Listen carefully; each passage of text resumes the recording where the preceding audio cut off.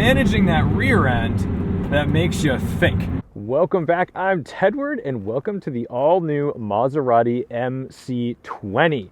This is Maserati's new supercar powered by a 3-liter twin-turbo V6 mid-mounted to an 8-speed dual-clutch transmission operated by the paddles behind the wheel, column mounted, of course. It is a proper supercar, of course, because we've got these doors, which, man, does everything get filthy dirty. We've been out driving it a little bit today, and it is an absolute riot, but it isn't perfect. Now, these Maserati bucket seats are glorious. They hold you in really nice and tight, and I really dig the design. Inside, very bare bones. Nothing really to do other than drive and react. This one is in this beautiful white, and as it sits, it is $315,000. So certainly not cheap, but beautiful with all of this awesome carbon fiber and this sort of like mid-mounted dual exhaust above the diffuser. I really love this. Now, there is a camera back here for your rear view mirror because you can use the mirror, but there's really not much space to see through this glass, but we can see down into that engine bay. What's cool is they kind of made these vents into a Maserati logo, so there's a lot of heritage going on here, and I think this is exactly what the brand needs to reinvigorate their fan base, because this ain't no Ghibli. Keep in mind, this is rear-wheel drive. There's no hybrid drivetrain systems. It's sending 621 horsepower just to those rear wheels. Up front, we've got massive carbon ceramic brakes. We're on a 245 section tire on a 20-inch wheel here, and in the rear we're on a 305 section to manage all of that torque. So let's get out there, have a little fun, and see how this MC20 operates, because it is certainly juicy from the front. Getting into the MC20, oh man, I kind of messed up my knee, so I'm not the most graceful and agile as I usually am, but you gotta go in butt first. And then here is how we close our door. To open our door, this is actually not the best thought out thing, because typically you'd want to have like a lever or something. There's a button right here, and then you got to push with your elbow, but your elbow isn't like pushing on an appropriate space.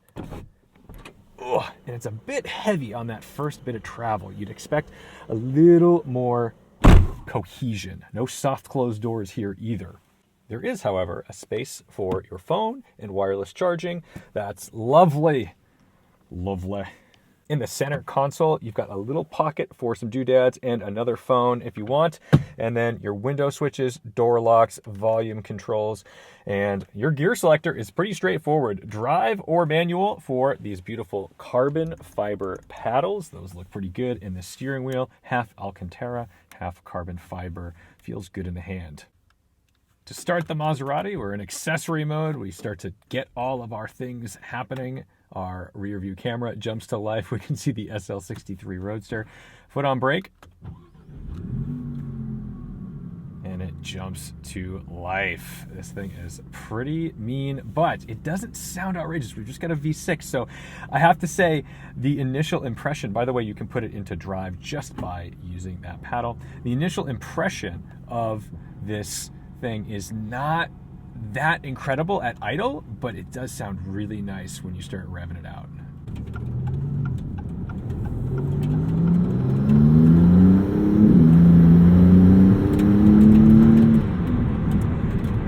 Maserati claims this will do 0 to 60 in 2.9 or under 2.9 seconds. We're currently in GT mode.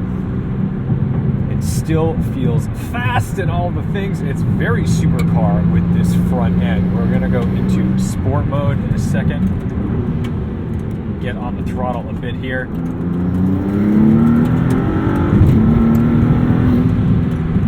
It's quick.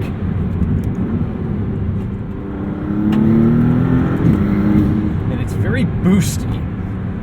The way this boost comes on is really aggressive, really old school.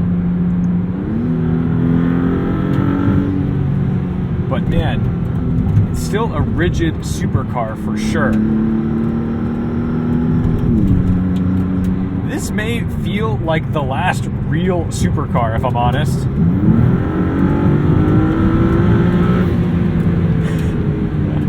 This is crazy. It's really fast. I gotta say, like, obviously it's fast. Why wouldn't it be fast? But while a lot of supercars feel really confident and easy to drive, I do feel like I've got to do some work here.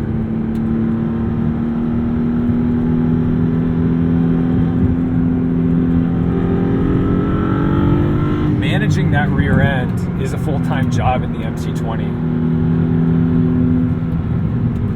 You don't get the sensation that, like, the nannies are going to fix things for you. It has a bite to it, a real bite. And although the grip levels are high, your right foot could spell the end of your good time very quickly. The turbo noises, oh.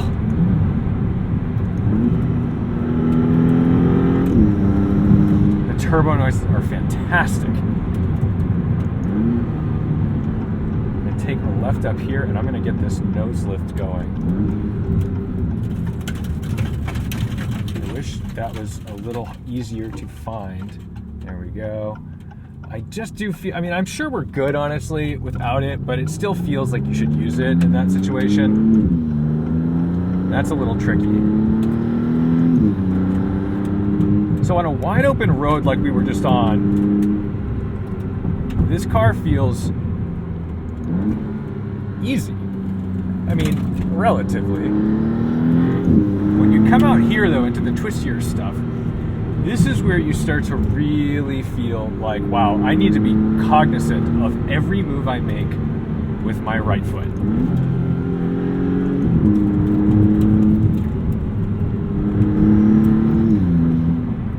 And there's another V6 from the former parent company.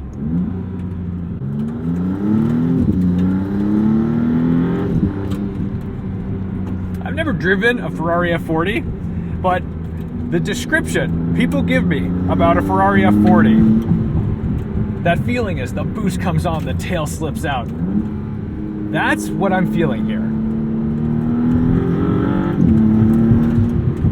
Only going partial throttle here too. Okay, the brakes. The brakes are phenomenal, but they're a little unpredictable. It feels like the pedal travel that I give to engage the brakes is different almost every time. And they work really well. They do feel like a block of wood, but not quite as in tune as, say, a McLaren 600 LT.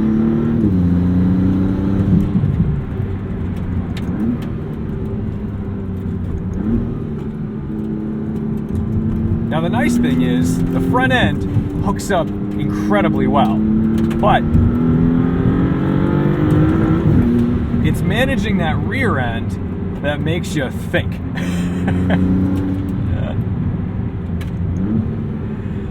And I mean, overall, I think this is a car that, like, a single test drive would maybe scare away a potential buyer. But the reality is that if you got used to this, if you were adept enough to really manhandle this MC20 regularly on any road, I mean, hell, you're a driver. So the real beauty of the MC20 to me comes from the fact that this might be the last real severely treacherous supercar.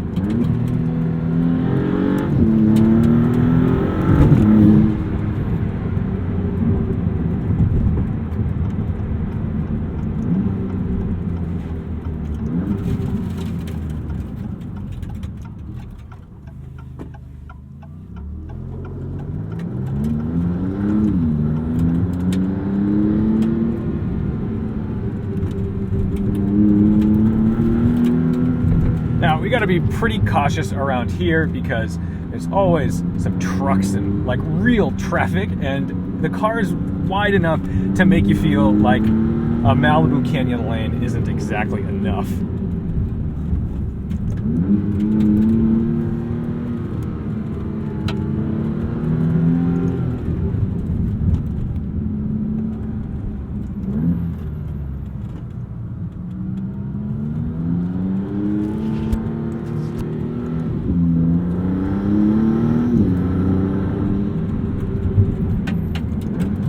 Steering is light, almost too light. to the point where I wish I had to work for it a little more in my hands, because it would make the power feel probably a little more like, look, you need, like an NSX, an old NSX has no power steering. And that's good, because it means that, like, hey, you need to be really hyper aware of what's going on here, because if you aren't manhandling this, if you aren't thinking, then things are going to go very wrong.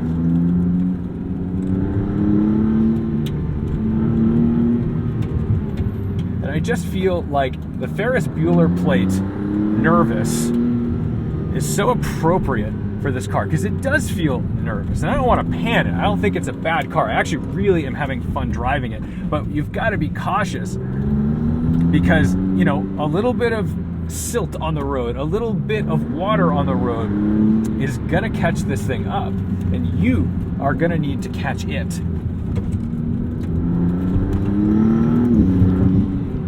This transmission is just lightning fast.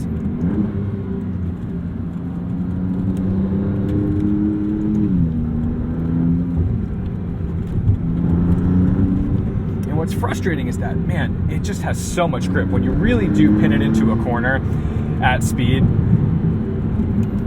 you can tell that this can just grip and grip for days. But the stiff suspension on a road rather than a racetrack gives you a little bit of pause, because if that rear end pops up and gets light, I don't want to be responsible for the $315,000 mistake.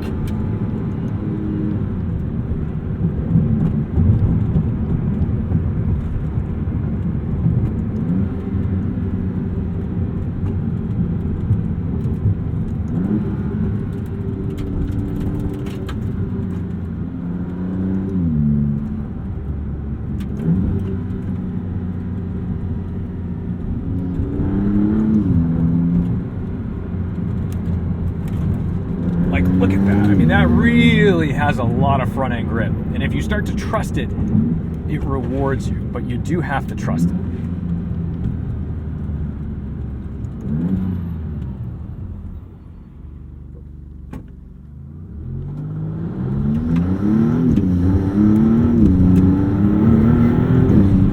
mean, you see that, that's partial throttle, and it's starting to get a little, you know, squirrely on me.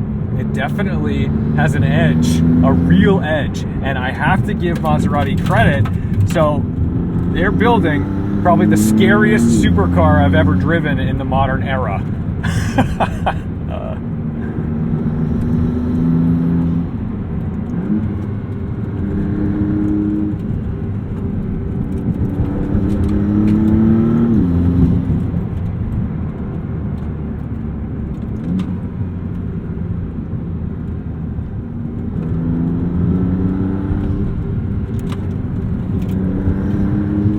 Can't believe how dialed in this front end is. You know, my driving impressions are like changing over the course of this drive, even, because I think the more confident I become with it, the more I appreciate what they're doing with this car. It's just that it feels so much more treacherous than I expected.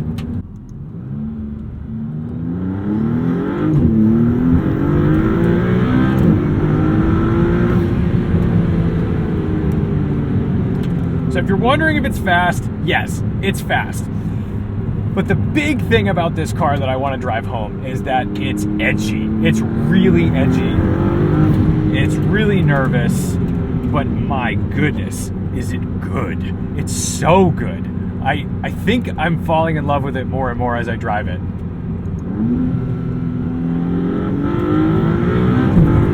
If you have no self-control, you're gonna get caught up. You're gonna have a hard time in this car, and you're probably gonna wreck one. But if you can temper yourself, you'll be able to have a good time, and it'll definitely teach you how to manage real power. Thank you guys so much for watching, liking, and subscribing. Don't forget to respect the drive, and I'll see you in the next one.